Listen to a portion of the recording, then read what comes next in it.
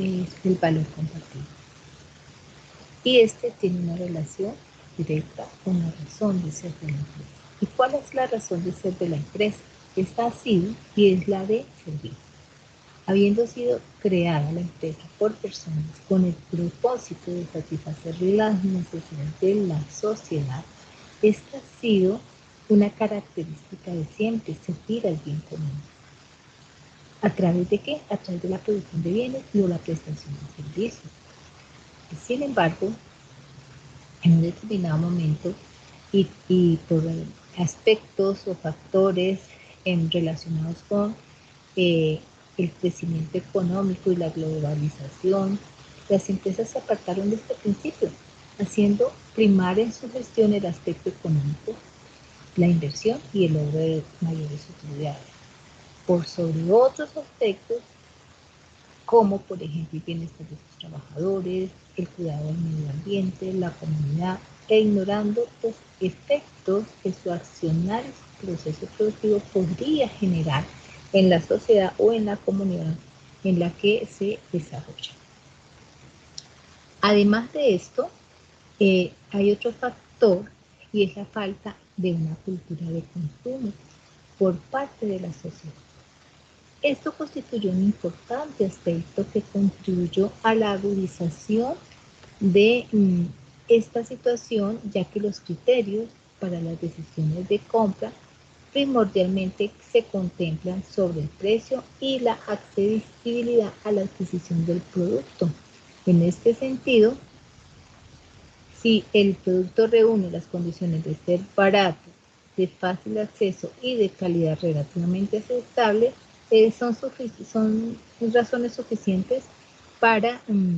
decidir su compra, pasando por alto aspectos como la exigencia de la calidad y el análisis de la forma en que se realizó el proceso productivo para elaborar ese producto. Entonces, considerándose que por ello es que la empresa se comporta como una entidad desconectada del acontecer y el bienestar de ese entorno en el que se desarrolla, razón por la cual el rol de la empresa en la sociedad ha empezado a ser cuestionado fuertemente. Y en este sentido, pues se incorporaron nuevos elementos en el análisis de los beneficios de la empresa y en la decisión de compra de los consumidores, entre ellos la profundización en la preocupación por el medio ambiente, los desastres de la naturaleza ocasionados por los procesos productivos, las formas en que se transportan los productos, entre otros aspectos, y que ha tenido unos efectos significativos en la conciencia de la colectividad mundial y asimismo los temas de agenda mundial puestas en discusión en congresos y conferencias muy importantes como la que se celebró en Río de Janeiro en 1992 y en la que se desarrolló el tema del calentamiento global y la necesidad, además, de contar con unas políticas públicas y privadas relacionadas con el manejo ambiental por parte de las empresas y adicionalmente los efectos sociales provocados por estas empresas, ya sean públicas o privadas, en las comunidades en las que operan y ampliaron así el espectro de elementos a tomar en cuenta en el análisis, conformándose así movimientos de vigilancia ambiental y agrupaciones de consumidores responsables que empezaron entonces a demandar un nuevo tipo de comportamiento por parte de las empresas, agudizando la sensibilidad general hacia el tema de la responsabilidad empresarial con la sociedad. La filosofía o concepto, o más que esto es una estrategia, el valor compartido, pone sobre la mesa problemas ambientales y de la comunidad en el centro mismo de la gestión de las empresas, sugiriendo gastar recursos para hacer las cosas bien. Y asimismo establece la forma de tener un mejor desempeño económico al impactar positivamente en la sociedad.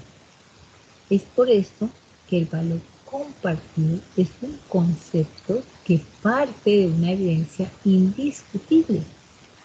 Y es que en el mundo que surge en estas décadas, las utilidades de las empresas deben ir a la par del progreso social y el desarrollo sostenible de la comunidad, que debe ser promovida por las mismas empresas y los resultados de las investigaciones eh, lideradas por expertos en el tema. La estrategia del valor compartido entonces son más sostenibles como ventajas competitivas que mm, las mejoras del producto o racionalización de los costos como tal.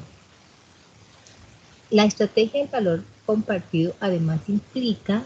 el abandono de una mentalidad cortoplacista de exigir utilidades inmediatas,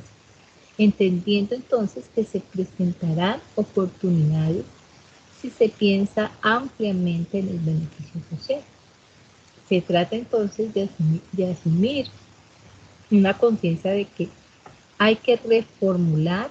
la forma en la que aseguramos la rentabilidad y entendemos la gestión. Y en este sentido, las empresas que no se adapten a las necesidades de las sociedades que impactan, tarde o temprano van a tener problemas de sostenibilidad. Existen tres estrategias claves para que una organización sea capaz de generar valor compartido con sus grupos de interés. Una primera forma es la de reconcebir productos y mercados, es decir, innovar con el producto o servicio que brinda la empresa, de tal manera que satisfaga una necesidad de la sociedad y ya que siempre existirá una oportunidad para la apertura de nuevos mercados que atiendan los requerimientos de clientes tradicionalmente ignorados. Esto quiere decir que la identificación y atención de las necesidades no consideradas por los mercados es donde está la clave para optar por la redefinición de los productos o servicios de la empresa,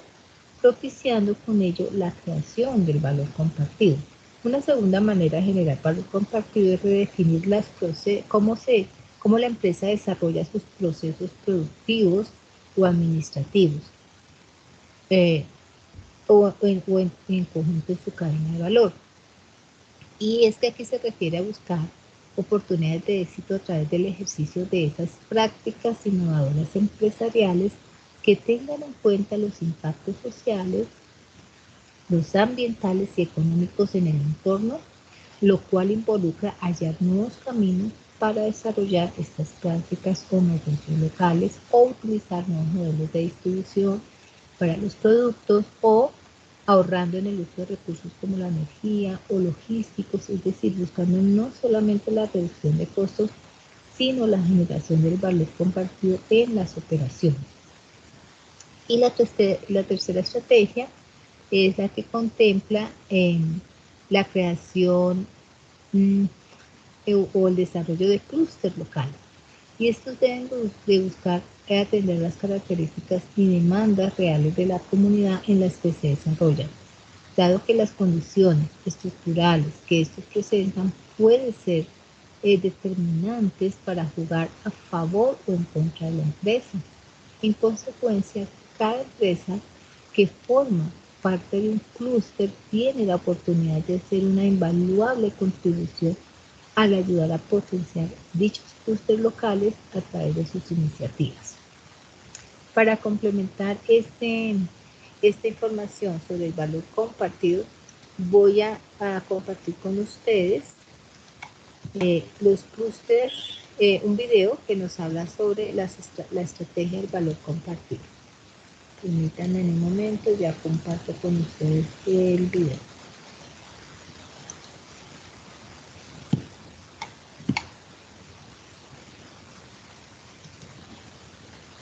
Did you promise yourself 2021 would be the year you'd be more productive? Get all your work and life organized?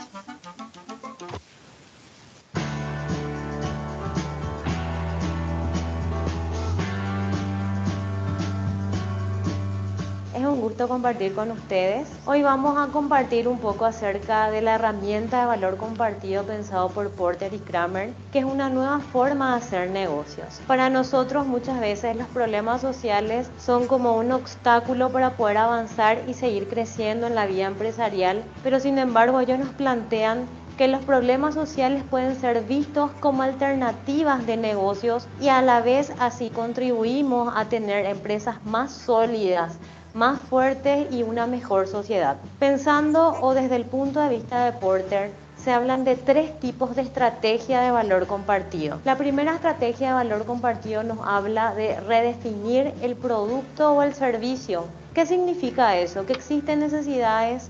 inminentes en las personas y muchas veces tienen que sufrir el costo de la pobreza porque no pueden acceder a estos productos y servicios. Por eso Porter y Kramer nos plantean que desde la organización tenemos que empezar a ver de manera diferente y tratar de hacer accesibles nuestros productos y servicios para ese segmento del mercado. Tenemos que saber que no existe un desarrollo económico si ese desarrollo económico no es inclusivo. Por eso, desde la primera estrategia de Porter se busca que los productos y servicios puedan ser redefinidos y puedan llegar a los segmentos de mercados más vulnerables. La segunda estrategia de Porter nos habla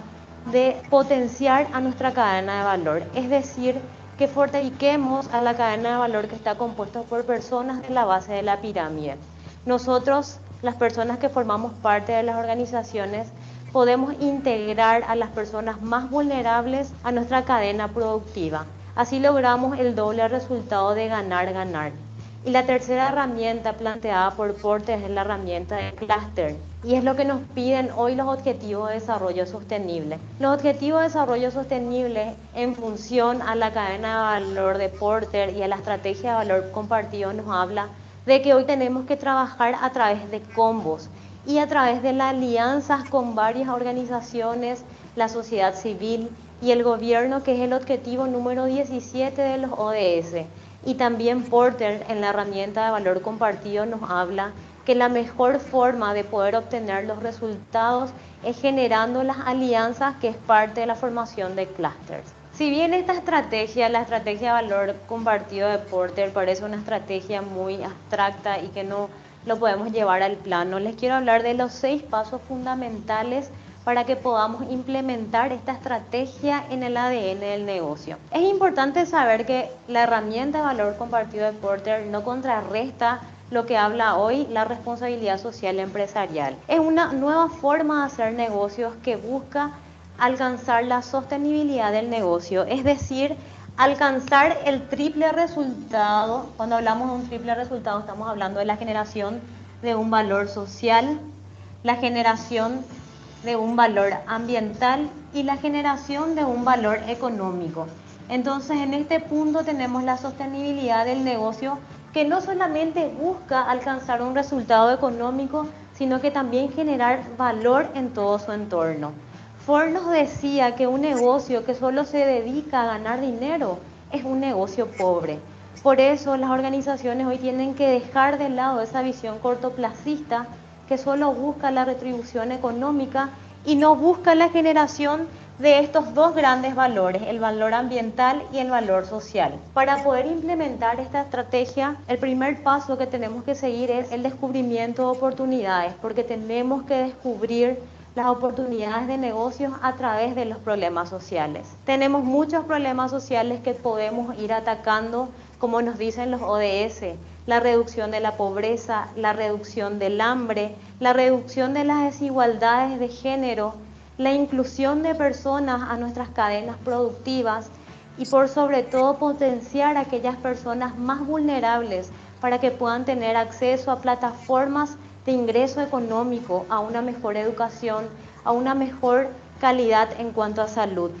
El segundo paso, luego de haber descubierto esa oportunidad de negocio, es plantear el problema y plantear la estrategia de negocio. Es fundamental que una vez que hayamos descubierto la oportunidad de negocio, tenemos que estructurar eso y llevarlo al seno de la organización. El tercer paso, luego de haber descubierto la oportunidad de negocio, de haber planificado esa estructura del nuevo negocio o de cómo lo incorporamos a la estructura organizacional, el tercer paso se trata de medir resultados. Y cuando hablamos de medir resultados es súper importante que tengamos en cuenta que los resultados se deben medir de dos formas. Los resultados que esperamos desde la organización, es decir, el resultado que aporte valor a la organización, y tenemos que poner parámetros o indicadores de medición de los resultados que buscamos en cuanto al impacto social. El cuarto paso fundamental es encontrar el compromiso de la alta gerencia, porque si los directores de la organización, si nuestros accionistas, que son partes interesadas fundamentales de cualquier organización, no están comprometidos con esta nueva forma de hacer negocios, va a ser muy complicado que podamos alcanzar los resultados que estamos esperando. El quinto paso se trata de adecuar la organización a este nuevo modelo de negocios. El valor compartido nos pide a nosotros que adecuemos toda nuestra estructura organizacional para que podamos hacerlo más accesible a las personas más vulnerables. Por eso estamos hablando de generar estrategias de negocios a través de los problemas sociales. Y el paso número 6, y que puede ser llevado al principio, es la generación de alianzas estratégicas. Jamás vamos a poder alcanzar los resultados que estamos esperando sin tantos esfuerzos, sin encontrar aliados estratégicos. Por eso Porter nos plantea que generemos alianzas para poder implementar esta estrategia. Construir un mundo diferente y contar con una empresa sólida no son metas contradictorias, son metas que van de la mano. Por eso hoy todas las organizaciones debemos trabajar en esta nueva forma de hacer negocios. Una forma de hacer negocios que no solamente apunta a obtener un beneficio económico, sino que a generar impactos positivos para su entorno. Y tomar la iniciativa se trata de hacer que las cosas sucedan. Entonces les invito a todos a que tomen la iniciativa y puedan implementar esta estrategia en su núcleo de negocios. Bueno, entonces en conclusión lo que nos dice la chica en el video es que debemos desde las organizaciones diagnosticar, encontrar qué necesidades hay en esa sociedad en la que están desarrollando sus tareas productivas o en los mercados, qué necesidades, cuáles son esos grupos focales vulnerables y qué necesidades ellos tienen que no han sido satisfechas. Por ejemplo, los computadores. Si hoy en día los computadores más económicos se consiguen por 900, 1.000.000 de pesos, hay gente que no tiene acceso a pagar un valor de eso. Entonces, ¿qué hacen estas empresas? Sacan una línea más baja, de pronto con menos funciones, pero que les va a servir y que les pueden vender a un precio mucho más económico. Entonces, así benefician, satisfacen esas necesidades sociales y a la vez generan valor económico. Un ejemplo para no nombrar tantos. Bueno, ahora, también en cuanto a la relación que tiene los derechos humanos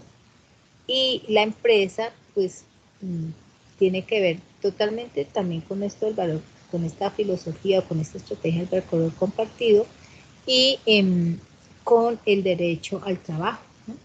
Recuerden que en la Carta Universal de los Derechos Humanos se recalca el derecho al trabajo y en los derechos emergentes que se proclamaron en Monterrey en el 2007, pues se habla de que debe cumplirse unos indicadores en cuanto a la estabilidad laboral, a ese trabajo digno, a desarrollarse en condiciones dignas, a tener unas vacaciones remuneradas,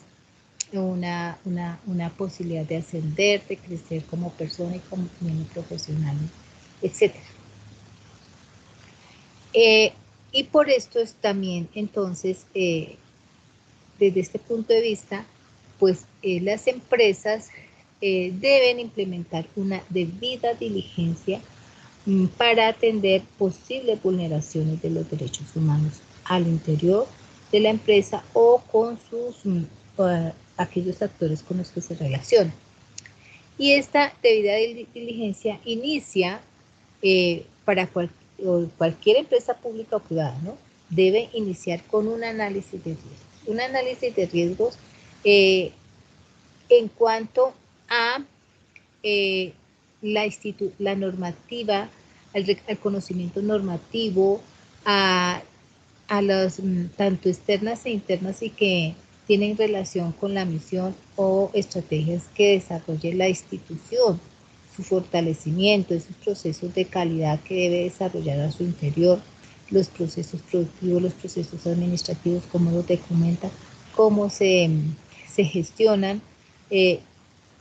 tanto con sus empleados internos, sus clientes internos, como con las autoridades locales, con la comunidad, con el medio ambiente, etc.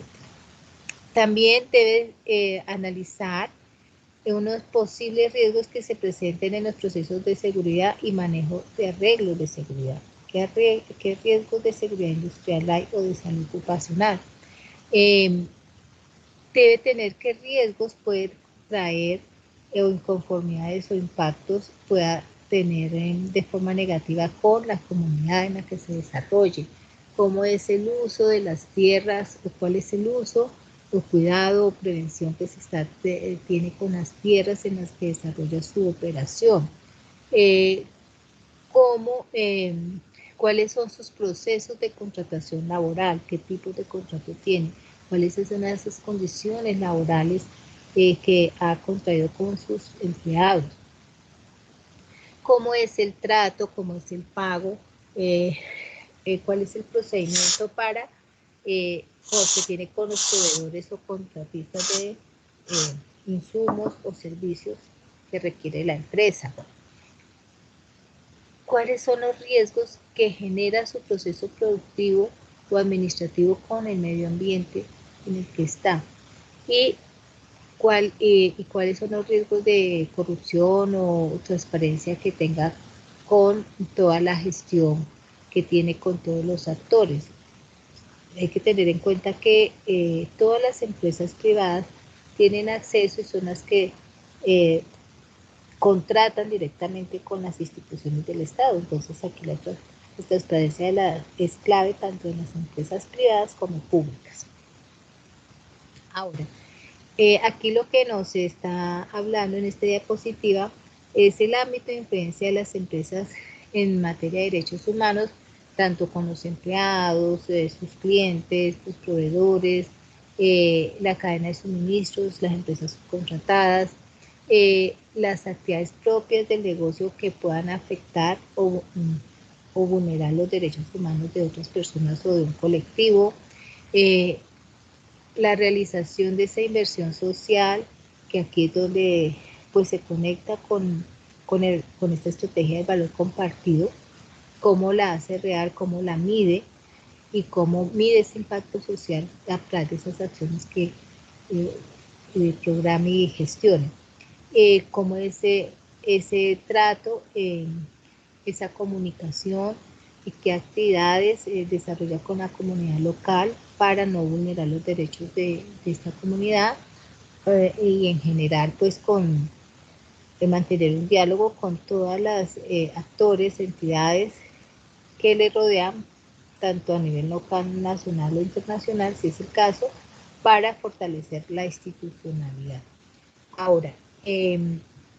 este sentido, entonces, las empresas deben comparar, analizar y realizar un proceso de toma de decisiones informado, basados en los costos y los beneficios asociados a la implementación de estándares de diferente tipo en materia de derechos humanos. Para esto, debe generar alertas a partir de la identificación de cuestiones de riesgo en materia de derechos humanos que la empresa debe gestionar a corto, mediano y largo plazo. Cuando se generan estas alertas por abusos de derechos humanos y se identifican la complicidad de estos abusos al interior o exterior de la empresa, entonces la empresa debe establecer unas políticas de derechos humanos basadas en la Carta Universal de los Derechos Humanos y gestionar poner en desarrollo una gestión, unas prácticas o unos productos y servicios cuyos procesos debe incorporar todos las estrategias que se relacionen con los derechos humanos, y esto pues debe estar, involucrarse de manera directa a los socios o dueños de la empresa y cuál es la política y cómo se va a desarrollar esa política. Se deben establecer unos instrumentos para evaluar internamente de manera independiente la gestión e impacto sobre la política de derechos humanos y comunicar y explicar esta política de derechos humanos a toda la empresa para lograr así una gestión responsable y minimizar esos riesgos en esa gestión de impactos de la posible vulneración a los derechos humanos. Y esto conlleva a que entonces la empresa asuma una visión estratégica comprometiéndose con derechos humanos, con el tema de los derechos humanos en la toma de decisiones de cada una de sus acciones, perfeccionando así la gestión de calidad, de su proceso de gestión de calidad interna en derechos humanos y desarrollando activamente prácticas de promoción en materia de derechos humanos en todas las áreas de influencia, lo cual pues permite aplicar el concepto o la acción o estrategia de promoción en derechos humanos, que es una política tanto internacional como nacional. En los elementos del proceso de la debida diligencia se debe tener claro que primero se debe conocer e identificar cuáles son esos impactos reales o potenciales que puedan vulnerar derechos humanos y en la empresa se pueda ver implicada. Una vez se conozcan o se identifiquen estos riesgos, pues se debe planificar unas políticas, unas estrategias para minimizar estos riesgos y desarrollar esas acciones de promoción en derechos humanos y que permitan a su vez pues, prevenir y mitigar esos riesgos y integrar estas conclusiones del análisis de impactos en el marco de las funciones y procesos internos pertinentes para tomar medidas oportunas que eviten o minimicen estos riesgos de vulneración a los derechos humanos. Y una vez se tomen estas acciones, se corrijan errores o se tenga que dar respuesta a una vulneración de derechos humanos por parte de la empresa, se debe establecer a través de ese instrumento de evaluación y seguimiento para así tener una eficacia de las respuestas dadas en su momento frente a esos impactos reales o potenciales en materia de vulneración de derechos humanos, lo cual le va a permitir a la empresa responder de manera asertiva ante estas situaciones de vulneración y le va a permitir validar y comunicar a todos los entes interesados o actores interesados en un proceso de vulneración de derechos sobre esas acciones de mejora o esas acciones correctivas para corregir estos problemas que se puedan presentar. Entonces, en este sentido, pues las empresas deben comunicar las medidas adoptadas para enfrentar los impactos de sus actividades sobre los derechos humanos, tanto a las personas afectadas como de manera oficial cuando el contexto de operación lo requiera. La anatomía de un mecanismo de quejas y reclamos, en caso de que haya una vulneración a los derechos humanos, el proceso debe ser entonces legítimo, o sea, estar documentado y establecido, y debe ser confiable, debe ser público y accesible, debe ser transparente, debe haberse desarrollado basado en el diálogo constructivo de todos los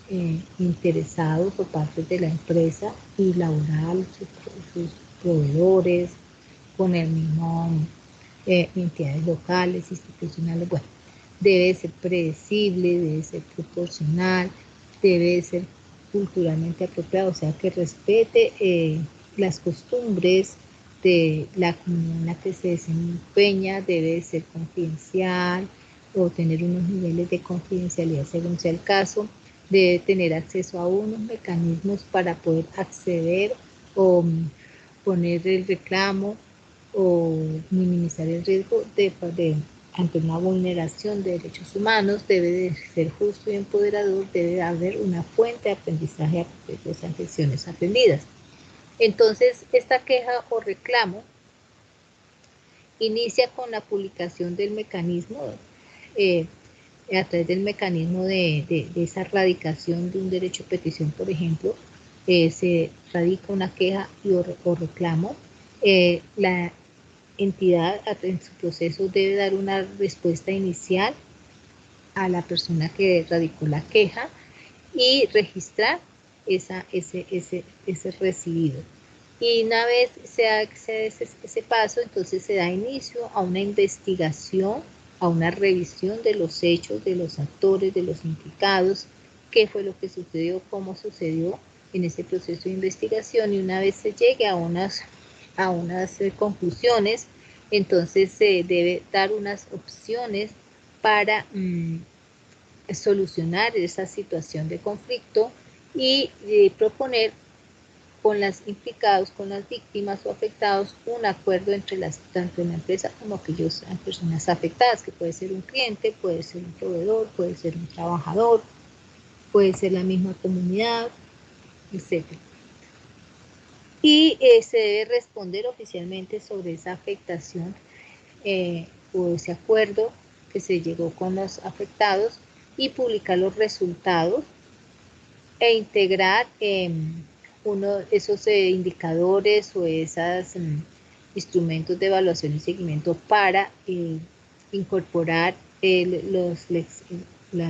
buenas acciones o esas lecciones aprendidas a ese proceso del debido proceso.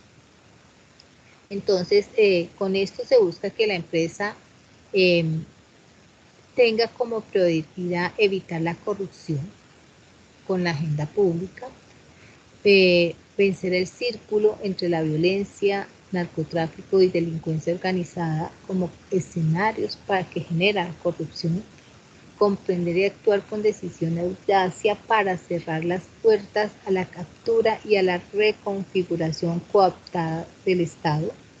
romper con la cultura del atajo y la ilegalidad, ser más estrictos en el cumplimiento de la legislación existente, recuperar la legitimidad y confianza en la institucionalidad democrática y en la política.